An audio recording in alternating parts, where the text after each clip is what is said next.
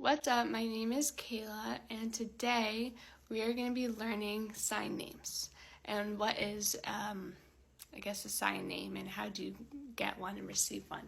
So, first of all, what is a sign name? In American Sign Language, it's not just a language, it's community culture, deaf culture, and you are given a sign name, and it's only given to you by a deaf person. You cannot be a CODA, which is a child of deaf adult. You can't be someone who's not involved in the community or culture, language, anything. It has to be someone in the community who is deaf. Okay, that's done.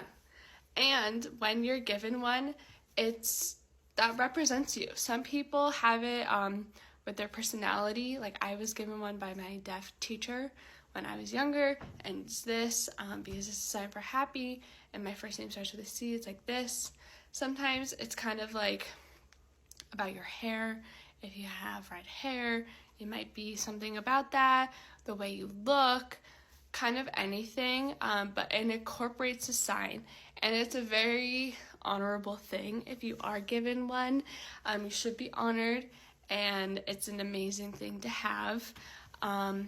But if you're not given one, then you just sign your full name and you just don't have a sign name yet.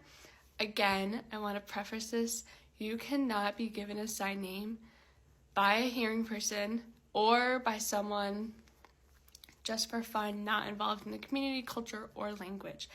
Like, it's a very important thing. It's very disrespectful if you just have one for fun, or if it's given by a hearing person. That person should not ever give one.